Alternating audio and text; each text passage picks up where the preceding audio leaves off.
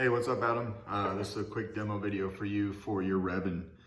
Just finished it up today, modeled the chassis last night, printed the first revision that normally never works, and made a few minor tweaks to it, and then reprinted it this morning so that I could have it this afternoon.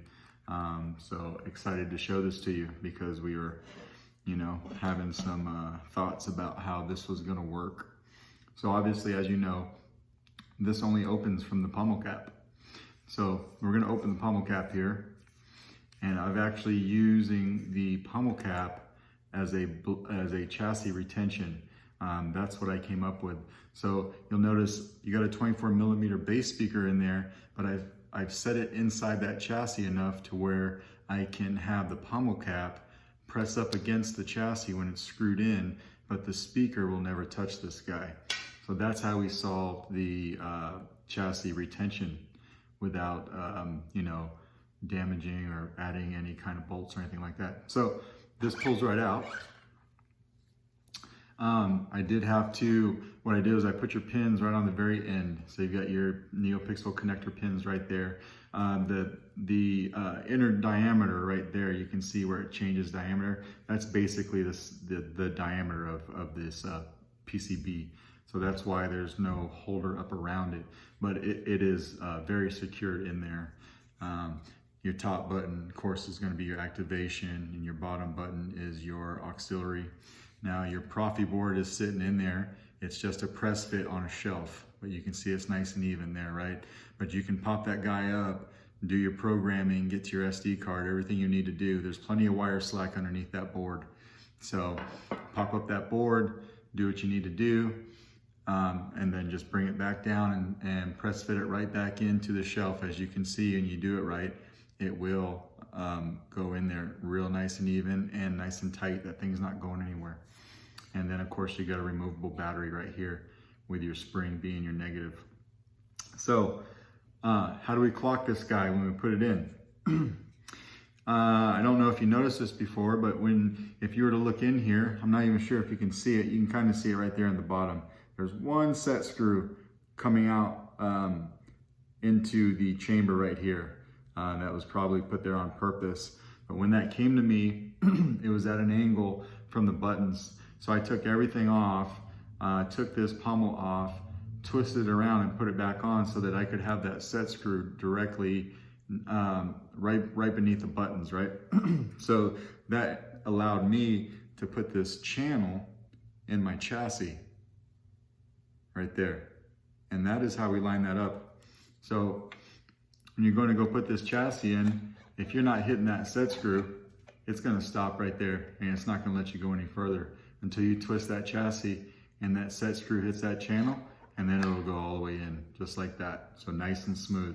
I made sure to twist that set screw down into the chamber as much as I wanted it, and then I glued it in place so that it wouldn't back out. So it's exactly where I needed it to be for this thing to be nice and smooth. So let's put a battery in it. Spring is your negative. When you finally swear loyalty to me, it will be willingly. So this is a working saber all by itself, right? But you do have motion. I gave you gesture controls. So it may turn on when you're putting this guy in, like that, right? That's okay. We'll just turn it off real quick. So another thing is you'll push this, it'll go so far and it will stop itself. So you don't have to worry about lining anything up, twisting it, stopping a certain distance. I made everything line up perfectly. And then just put your pommel cap on. You get down to the last thread and you'll feel it bite into that chassis a little bit. So just give it a little bit more twist and then tighten it up and you're good to go.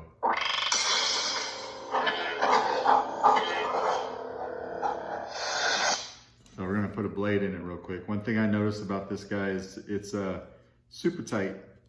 It's not super tight for this blade because I've sanded this down a lot, but for other blades it is.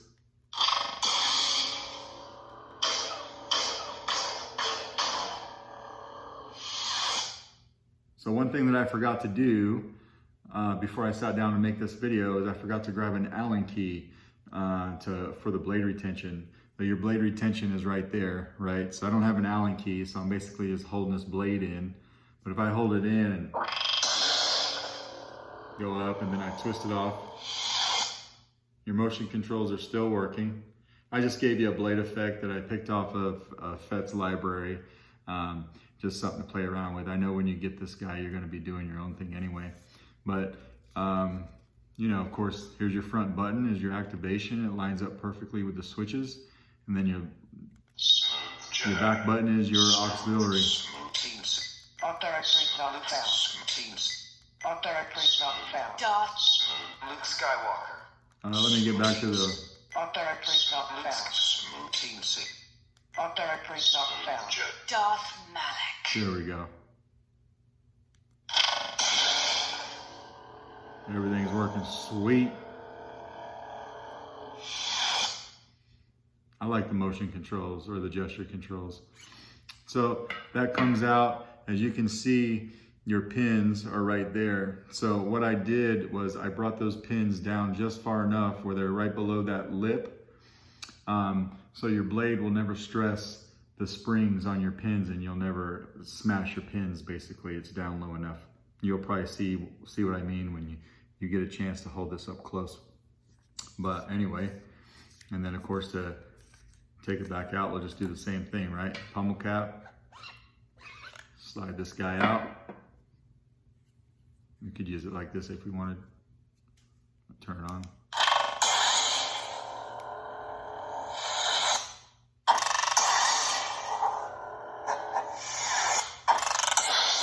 So everything's working good. That turned out nice. It's a nice fit.